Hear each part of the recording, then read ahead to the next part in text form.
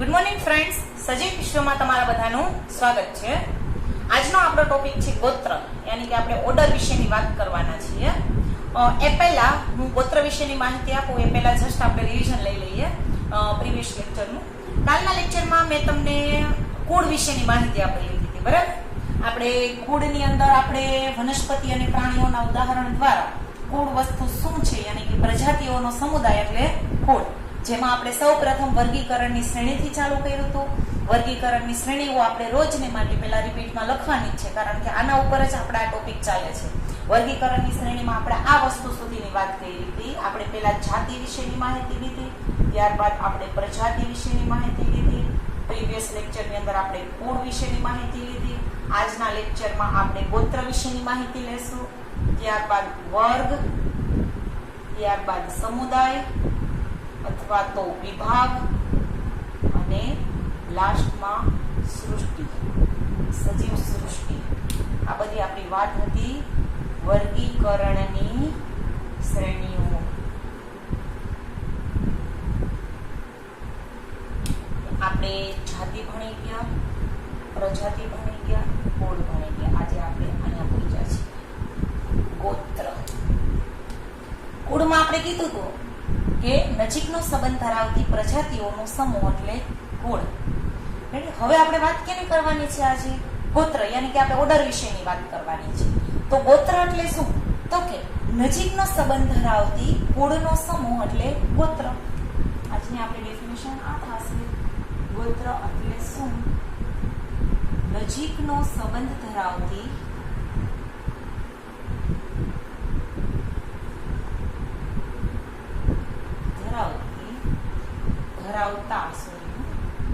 કુળનો સમૂહ. એનો સમૂહ કુળનો સમૂહ. કેવો? નજીકનો સંબંધ ધરાવતી કુળનો સમૂહ એટલે ગોત્ર. આપણે ગોત્રની ડેફિનેશન જે છે એ ક્લિયર કરી નાખી છે. આ ગોત્ર કેવો? નજીકનો સંબંધ ધરાવતી. કેનો સમૂહ? તો કે કુળનો સમૂહ. એટલે આપણી સિમ્પલ ભાષામાં આપણે આવો કહેતા હતા, કુળનો સમૂહ એટલે ગોત્ર, જાતિનો સમૂહ એટલે પ્રજાતિ, પ્રજાતિનો સમૂહ એટલે કુળ, કુળનો સમૂહ એટલે ગોત્ર, ગોત્રનો સમૂહ એટલે વર્ગ. આપણે ડેફિનેશન્સ લખીએ છીએ, થોડુંક આપણે વિસ્તૃત કરવું પડે અને રિલેટેડ શબ્દ જે છે આપણે બધા નાખવા પડે. એટલે નજીકનો સંબંધ ધરાવતી કુળનો સમૂહ એટલે ગોત્ર તરીકે ઓળખવામાં આવે છે. હવે આપણે આ 2 માર્ક્સનો જ ક્વેશ્ચન છે. 2 માર્ક્સના ક્વેશ્ચનમાં ખાલી તમે આટલું લખી નાખો તો એ વસ્તુ ઇનફ નથી. આના માટે આપણે અમુક વનસ્પતિના પણ ઉદાહરણ આપવા પડશે અને અમુક પ્રાણીઓના ઉદાહરણ પણ આપવા પડશે. એના માટે આપણે આધારિત કોના ઉપર છીએ? કુળ ઉપર. તો કાલે આપણે અમુક કુળ વિશેની વાત પણ આપણે કહી દીધી, અને કાલે મેં તમને આ વસ્તુ પણ કીધી હતી. આપણે એક સેન્ટેન્સમાં આ વસ્તુ પણ તમારે સમજાવવાની રહેશે કે જાતિથી સૃષ્ટિ તરફ જશો, પણ આપણે ત્યાં પહોંચ્યા ક્યાં છીએ? અહીંયા. જાતિથી તમે ગોત્ર તરફ આવશો તો અહીંયા શું થશે? લક્ષણોમાં ભિન્નતા વધશે કે ઘટશે? વધશે. શું થશે? એટલે કુળના જે સભ્યો છે એની અંદર જેટલી ભિન્નતા હશે એના કરતા લક્ષણોમાં ભિન્નતા અહીંયા વધારે હશે. લક્ષણોમાં ભિન્નતા વધારે એટલે એનો અર્થ શું થયો? સામ્યતા ઘટશે અને ભિન્નતા વધશે. એટલે એક સેન્ટેન્સ તમારે આ પણ લખવાનું રહેશે ગોત્રમાં કે કુળથી ગોત્ર તરફ જતા લક્ષણોમાં ભિન્નતામાં વધારો થશે. ટૂંકમાં સાદી ભાષામાં કહીએ તો સામ્યતાઓ ઘટશે. શા માટે? કારણ કે અહીંયા સંખ્યામાં વધારો થતો જશે. સંખ્યામાં વધારો થશે એટલે ભિન્નતાઓ વધશે, સામ્યતાઓ ઘટશે. ભિન્નતામાં વધારો, સંખ્યામાં વધારો એટલે આપમેળે સામ્યતામાં ઘટાડો. મેં આ 3 વિશે અંડરલાઈન કરી છે. એટલે એક સેન્ટેન્સ આપણે સમજાવી દીધું. હવે આપણે એક વનસ્પતિના ઉદાહરણ દ્વારા અને એક પ્રાણીના ઉદાહરણ દ્વારા આપણે બે ગોત્ર વિશેનું ડિસ્કશન કરવાનું છે, જેની અંદર એક ગોત્રનું નામ, પેલા બંને ગોત્રના નામ લખી નાખું. બંને ગોત્ર, એક વનસ્પતિનું છે અને પ્રાણીનું છે. આપણે બંનેની વાત કરીએ.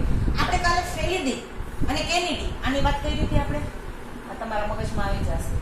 ફેલિડી અને કેનિડી. ફેલિડી અને કેનિડી આપણે લગભગ આઈ થિંક સો કૂતરો અને બિલાડી. આ જે ફેલિડી અને કેનિડી જે કુળ છે, આ બંને જે કુળ છે એનું કોમન ગોત્ર નું નામ છે કાર્નિવોરા. કાર્નિવોરા આનું નામ આ શું છે? ગોત્ર. અને ફેલિડી અને કેનિડી છે એ વનસ્પતિનું ઉદાહરણ છે કે પ્રાણીનું? તો આ છે પ્રાણી. એટલે એક મેં પ્રાણીઓના ગોત્ર વિશેની વાત કરી છે આ ટોપિકમાં. આ પ્રાણીના ગોત્રનું નામ છે કાર્નિવોરા.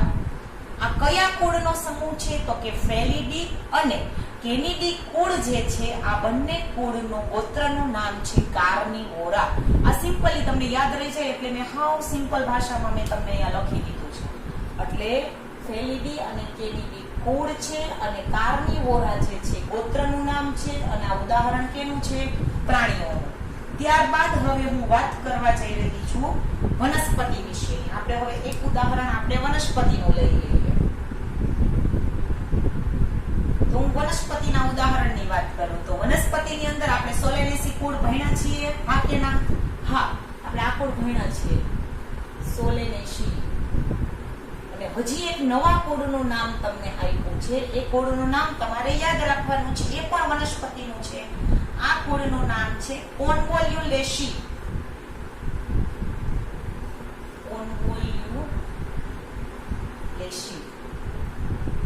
આ બંને કેના નામ છે? આ બંને નામ છે કુળના. કેના કુળ છે? તો કે વનસ્પતિમાં. સોલેનેસી કુળ એટલે આપણે ખબર જ છે કે સોલેનેસી કુળની અંદર સિમ્બિકોળની વનસ્પતિઓ આવે. અને કોન્વોલ્યુલેસી જે કુળ છે એની અંદર પણ અમુક હર્બ પ્રકારની વનસ્પતિઓ જે છે, જેમ આપણે આગળ જતા જશું એમ કોન્વોલ્યુલેસી વિશેની આપણે માહિતી આવશે જ. એટલે સોલેનેસી અને કોન્વોલ્યુલેસી જે કુળ છે, આ કુળના ગોત્રનું નામ હું તમને આપવા જઈ રહી છું. આ ગોત્રનું નામ છે પોલિમોનિયસ. પોલિમોનિયસ આ એના ગોત્રનું નામ છે. આપણે કેનું ઉદાહરણ લીધું છે? સોલેનેસી અને કોન્વોલ્યુલેસી કુળ જે છે, આ કુળ જે છે વનસ્પતિ સમુદાય છે. આ કુળના નામ છે સોલેનેસી અને કોન્વોલ્યુલેસી જે છે કુળના નામ છે. આ બંને કુળ જે છે એનું કોમન ગોત્ર છે પોલિમોનિયસ.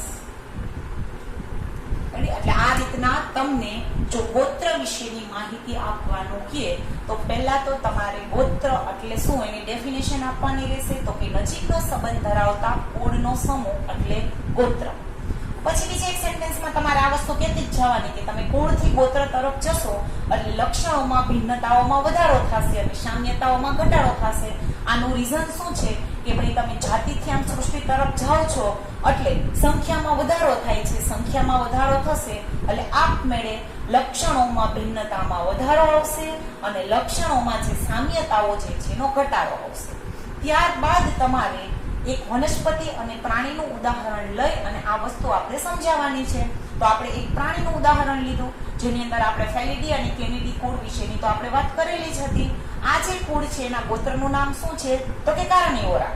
ત્યારબાદ સોલેનેસી અને કોન્વોલ્યુલેસી જે કુળ છે આ એક વનસ્પતિના કુળ છે. આ કુળના ગોત્રનું નામ શું છે? તો કે પોલિમોનિયસ. રેડી? આ વાત થઈ ગોત્રની. આ ગોત્ર પછીનો જે છે આપણે ગોત્ર પછી વર્ગ છે. મારે તમને આજના જે ટાઈમ લિમિટ છે એની અંદર આપણો આ ટોપિક પણ થઈ જવાનો છે. એ પહેલા તમે આજે મેં બોર્ડ વર્ક કર્યું છે એનો તમે સ્ક્રીનશોટ લઈ લ્યો. પછી હું તમને આ વર્ગ વિશેની માહિતી આપો કારણ કે મારે આ બોર્ડ ઇરેઝ કરવો પડશે. એટલે તમે ફટાફટ ચલો ક્વિક સ્ક્રીનશોટ લઈ લેવાનો. પછી હું તમને વર્ગ વિશેની માહિતી આપું છું. વર્ગની ડેફિનેશન આપો અને જે મમાલિયન્સ જે છે એક વર્ગ કે જેની અંદર આપણે સસ્તન સમુદાય યાની કે આપણે જે મમાલિયન્સ છે આ મમાલિયન્સ છે ને પ્રાઇમેટ્સ તરીકે ઓળખવામાં આવે છે એની માહિતી હું તમને આપું. પછી તમે એનો સ્ક્રીનશોટ લઈ લો.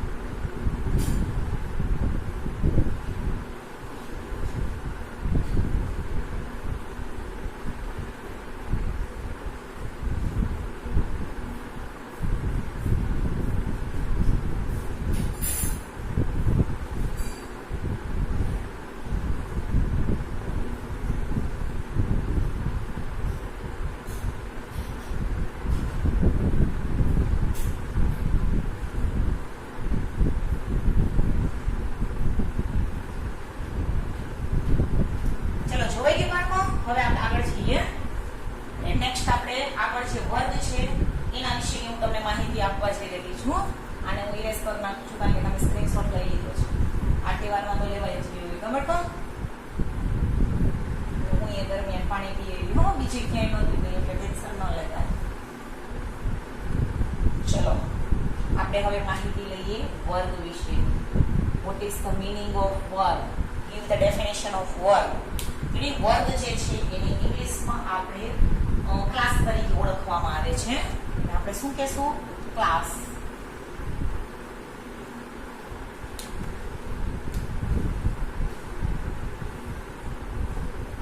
હવે આપણે વર્ગની પહેલા તો ડેફિનેશન આપવાની રહેશે. નજીકનો સંબંધ ધરાવતા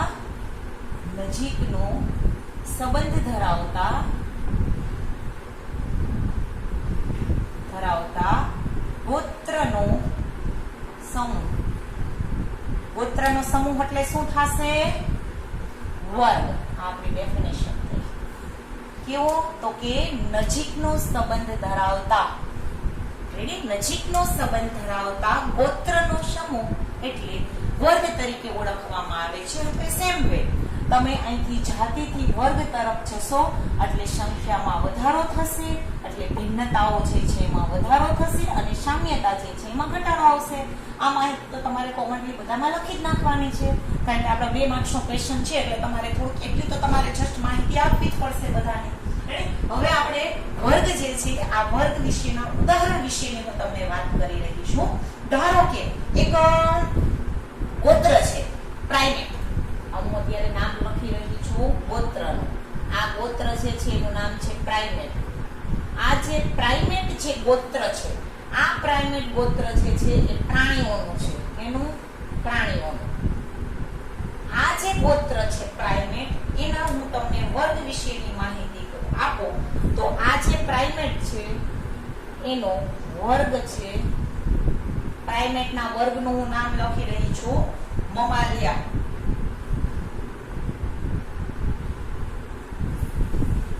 મમાલિયન્સ. એટલે તમે કહેશો કે મેડમ આ તમે શું કરો છો ને કઈ ખબર જ નથી, કઈ સમજાતું નથી. મમાલિયન્સ યાની કે સસ્તન સમુદાય. ઘણી વખત બોલી છું સસ્તન સમુદાય. આપણે બધા સસ્તન સમુદાયમાં આવીએ. મનુષ્ય છે સ્તનધારીઓ કે જે પોતાના બાળકના પોષણ માટે દૂધ ગ્રંથિઓ ધરાવતા હોય છે. મમાલિયન્સ એને ઇંગ્લિશમાં કહેવામાં આવે છે મમાલિયન્સ. આ વર્ગનું નામ છે મમાલિયા. આપણે બધા કેમાં આવીએ? પ્રાણીની અંદર આવીએ. તો કે આ જે છે એ કોનું છે? તો કે મંકી યાની કે તમને આપેલું જ છે. મમાલિયાની અંદર કેનો સમાવેશ થાય છે? તો કે વાંદરો, ગોરીલા અને ગિબ્બન. ગોરીલા અને ગિબ્બનનો સમાવેશ થાય છે. આ બધાનો વર્ગ શું છે? મમાલિયા. આ બધા પ્રાણીઓ છે. હવે હું તમને બીજા વર્ગની વનસ્પતિના એક વર્ગની વાત કરી રહી છું જેનું પછી હું તમને એક કાર્નિવોરાની વાત કરું છું. કાર્નિવોરા.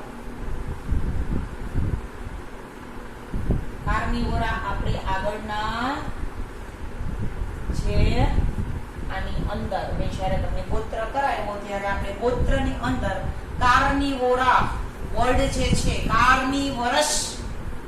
આ જે છે કાર્નિવોરા એક વનસ્પતિ જે છે એનો એક કુળ છે. આ એની વાત કરીએ છીએ. આ કાર્નિવોરા જે છે કોનું છે? તો કે વનસ્પતિનું કુળ છે. કાર્નિવરસ. સોરી પ્રાણીનું છે. પણ આ જે કાર્નિવરસ યાની કે જે કાર્નિવોરા છે કે જે પ્રાણીઓનું કુળ છે આના ગુણધર્મો અને મમાલિયન્સ આના ગુણધર્મમાં થોડોક ફેર છે. શું ફેર છે હું તમને સમુદાયમાં સમજાવું. કારણ કે મમાલિયન્સ જે છે એ બધા શું છે? સ્તનધારીઓ છે. જ્યારે કાર્નિવરસ જે ગોત્ર છે એ સ્તનધારીઓ નથી. એ બધા વાઇલ્ડ એનિમલ્સ ની અંદર, આ કાર્નિવોરાની અંદર બધા વાઇલ્ડ એનિમલ્સ આવશે. આ પ્રાણીનું જ છે. આ પણ પ્રાણીનું જ છે. સોરી, મારે બાય મિસ્ટેક વનસ્પતિ બોલાવી દીધું. આ પણ પ્રાણીનું જ છે અને આ પણ પ્રાણીનું જ છે. પણ શા માટે આ બંને અલગ અલગ છે? આ બધા જ વિશેની માહિતી હું તમને જ્યારે સમુદાય કરાવીશ એની અંદર હું તમને કરાવીશ. રેડી? એટલે આ જે ગોત્ર, એક મેં તમને કાર્નિવોરાની વાત કરી અને બીજી મેં તમને આ જે ગોત્ર જે છે એની અંદર મેં તમને મમાલિયન્સ યાની કે જે પ્રાઇમેટ્સ પ્રાઇમેટ્સ જે છે કેનું નામ છે? ગોત્રનું. અને આ જે પ્રાઇમેટ જે છે એનો વર્ક શું છે? આ એરા કર્યા છે, એરા ઉપરથી કમ્પ્લીટ આ બધું યાદ રાખવા માટેની ઈઝી ટેકનિક છે. રેડી? અને એક બીજા કાર્નિવોરા જે છે, આ કાર્નિવોરા જે છે એ પ્રાણીઓનું જે કુળ છે, એનો જે સમુદાય જે છે એને કાર્નિવરસ તરીકે ઓળખવામાં આવે છે. અને કાર્નિવરસ જે છે વાઇલ્ડ એનિમલ્સ છે, કે જંગલમાં રહે છે. મમાલિયન્સ જે છે એ શું છે? પોતાનો વસવાટ હોય છે, સ્તનધારી હોય છે, પોતાના બાળકને દૂધ ગ્રંથિઓ દ્વારા એનું પોષણ કરી શકતા હોય છે. રેડી? એટલે આપણે મનુષ્ય છે કે જે પ્રાણીની અંદર જ આવીએ છીએ, આપણે બધા મમાલિયન્સમાં આવીએ. અને જે વાઇલ્ડ એનિમલ્સ છે, જે સિંહ છે, વાઘ છે, એ બધા કેની અંદર આવે? કાર્નિવરસની અંદર આવે. એટલે ધીમે ધીમે તમને હું ઘણી વખત વચ્ચે શબ્દ બોલતી હશું, એ બધું ક્લિયર થતું જશે. બાળકો તમે આનો સ્ક્રીનશોટ લઈ લો અત્યારે.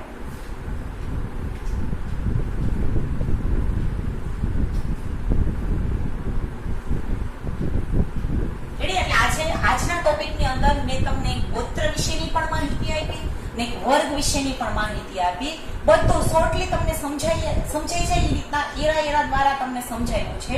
એટલે આ એક યાદ રાખવા માટેની ટેકનિક છે. કારણ કે તમે જો પેરેગ્રાફ તમે એમને વાંચતા જશો ને તો તમને કંઈ નહીં ખબર પડે.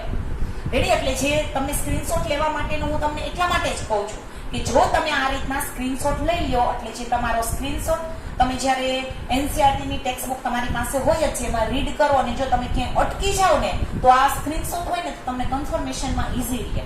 આ એક યાદ રાખવા માટેની ટેકનિક છે. એટલા માટે હંમેશા હું તમને કહું છું કે સાઈડમાં તમારી એક નોટ રાખો, એ નોટની અંદર તમે નોટ આઉટ કરતા જાઓ. ચાલો આપણે લાઈવ જ્યારે ભણતા હશું ત્યારે મારી નોટમાં હું તમને આ બધું લખાવતી જ જતી હોય છું. આ તો આપણે આ ટેકનોલોજીના માધ્યમ દ્વારા મળ્યા છીએ, એટલા માટે હું તમને આ સ્ક્રીનશોટ લેવા માટેનું કહું છું. એટલે બાળકો આનો સ્ક્રીનશોટ લઈ લો. એટલે આજના તમારા બે સ્ક્રીનશોટ થશે. પહેલો સ્ક્રીનશોટ જે છે એ ગોત્રનો થયો અને બીજો સ્ક્રીનશોટ જે છે એ વર્ગનો થયો. એટલે આપણે બે ટોપિક જે છે એની વાત કરી કે જેની અંદર આપણે ગોત્ર અને વર્ગ આ બંને વિશેની માહિતી લીધી. એની અંદરથી ઘણા બધા પ્રકારના એમસીક્યુઝ નીકળી શકે છે. એટલે એ રીતના તમારે એની તૈયારી કરવાની. અને બંને ટોપિક જે છે એ 2 માર્ક્સની અંદર પણ પૂછાઈ શકે. આજનો લેક્ચર હું અહીંયા ઓવર કરું છું. Thank you.